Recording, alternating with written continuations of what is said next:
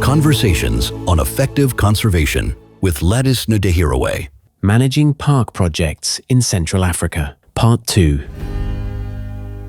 I can say now, I need more questions from you so I can explain more my experience, because I will not take the 20 years in 1 hour explaining things, etc.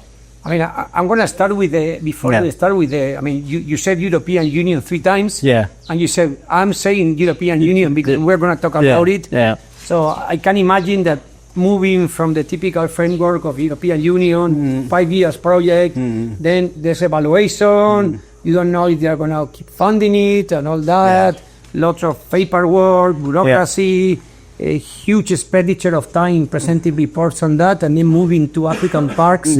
What that meant to you, and what's your reflection about working in those different structures? I don't know, typical international cooperation agency and an NGO like AP. The more frustration is the sustainability and the long-term vision. I think if you work in a project of 5 years' time, they tell you, we have a budget for 5 years, but maybe we can get another 3 years, and after 3 years, you have to wait 1 year and then we can continue. This is not sustainable.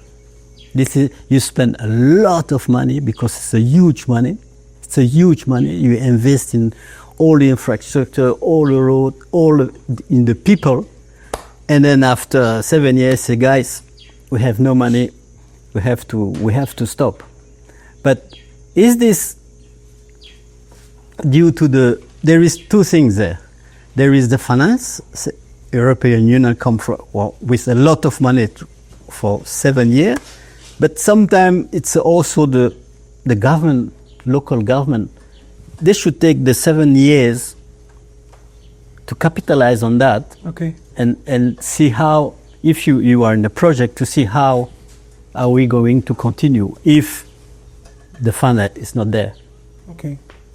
And this is really the gap on those big projects that nobody care. They just see money coming. It's like a big cow to milk. And then when the milk is done, then you go. Okay. You go. And it's where I think it's now. I'm 10 years now, 12 years working for AP. I think it's where the change has come. It's not easy because they still use also funding European Union.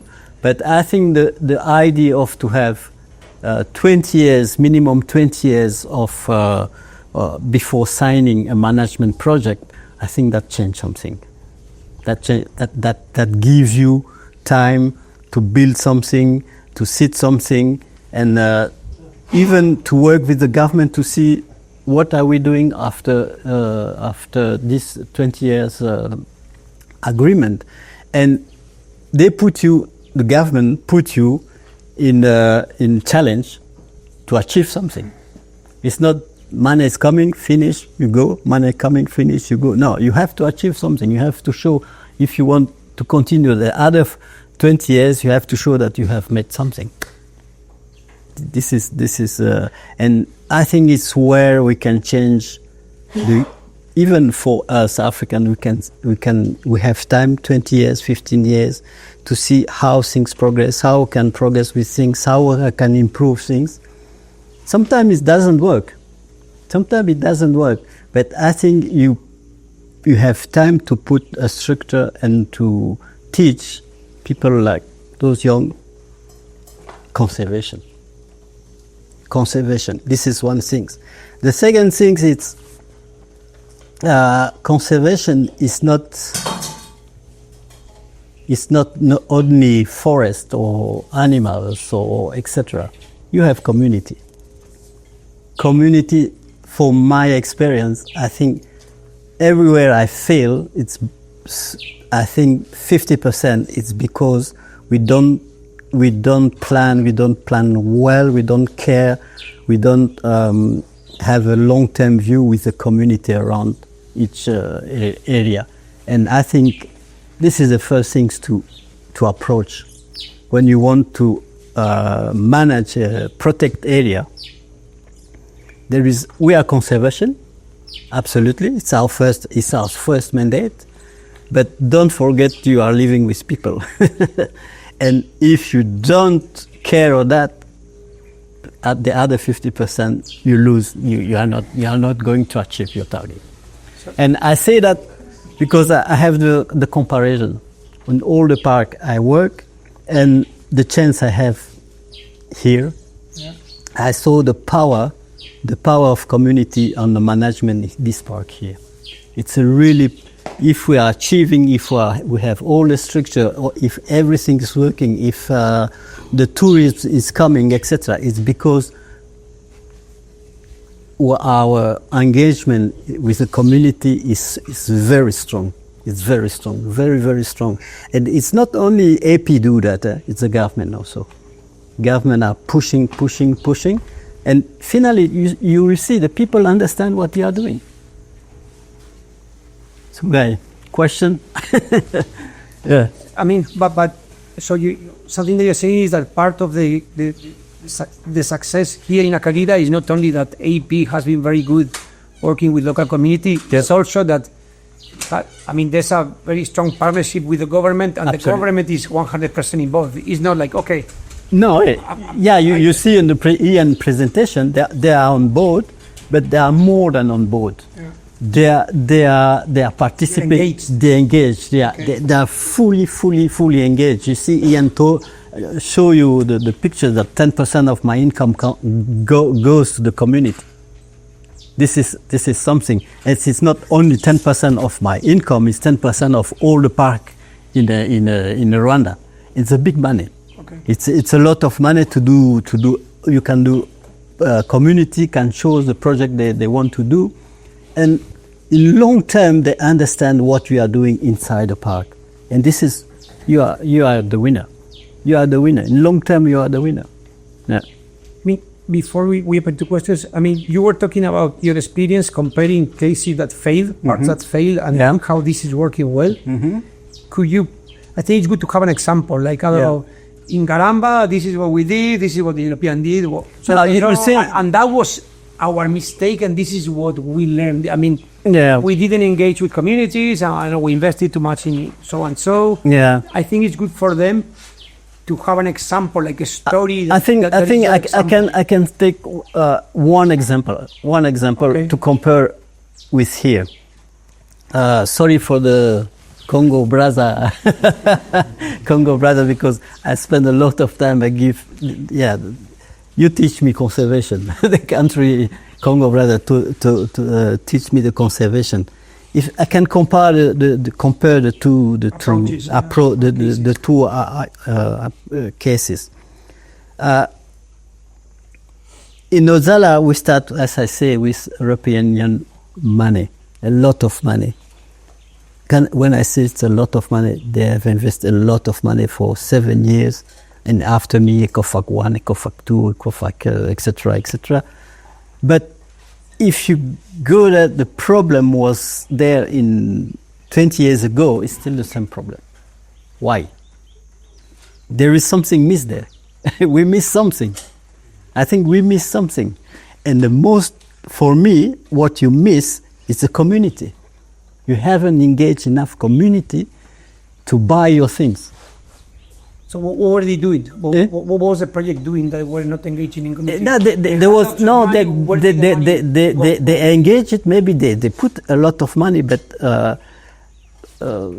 maybe politically it was not used correctly. Okay, this is happen a lot. Okay, because you can't engage community without support of government. Okay, sometimes it's very, very difficult. And I think it's why I insist community, government, engage government and community on your board. Otherwise, forget it. So you need the two things. You need the government and communities. Absolutely. It isn't like you are going to go there, save the community without the government. You can't. And you cannot work with the government without the community. You can't also. Okay. Yeah. It's a really, And I discovered that here, when 10 years, Okay. 10 years now, I was thinking, what we have done wrongly in other park that work here. And when you go through all the process, you see this is where the point is. Conservation inside the park, I think everybody can do that. All the experts, all the logic guys can do conservation for conservation. But to link conservation and outside, this is sometimes the challenge. And the people come outside, sometimes they took time to understand that they say, I give them job. It's not enough. I give them job. I create employment. I have 300 people who work in the park, but it's not enough. It's not enough. So I think a key advice from you to them is if you're going to start a long-term conservation project, the moment you start planning the way in which you're going to approach community and how you're going to 100% work with them from the beginning. From the beginning, it's kind of the foundation of the. Yeah, you can arrive somewhere and say, you have 20,000 elephant, a number of rhino, etc., and I want to manage that. It's not the right approach. Okay. It's not the right approach. I think you have an environmental around those animals where you have to put the same energy. Yeah, absolutely. Sorry, just to reinforce on Ladis' point. When it comes to community, it's all about communication. Communication. Yeah, we don't communicate enough. So you need to communicate your plannings, and you need to communicate your implementations, and you need to report back to them. Because if you don't communicate enough, then forget about it. That's a very easy way. Because the communities, they depend on you if you are there, and if you are not showing what you're doing, that's a challenge. And you have to go more on that. The community have to, how can I say that, the income approach, how they will earn money, Okay. not salary only. You have to create a dynamic there. Business. Entrepreneurs. Okay. Because it's always what I'm saying on my community manager. I say, guys, I will not spend any penny to give money to someone. Create, I don't know, a cooperative, a job, etc. I will help you to help him to achieve that, and he can run himself, and his go is go. But I will not pay money like this on, say, there is a problem there, I want, I don't know, $1,000 to solve this problem. No, let's see what is the problem, and let's give them the money to solve the problem, and they go. They continue. And you don't want to have an army of people that are staff that depend on you directly. And I think that's in Bomo. I think that's the main problem. If you create, they are so creative. If you create job and etc., they see they can do the things themselves. You continue your job easily. You continue. You have employment. You have create a network of business, and you continue your conservation. If I take the example of Rwanda, I think the population outside the park and in all the Rwanda has already the basic things. Health, they have insurance, they have school, they have all that things, all that network is organized. It's really well organized. And then what we do with conservation, to link conservation with that program outside, what we do is we improve those things.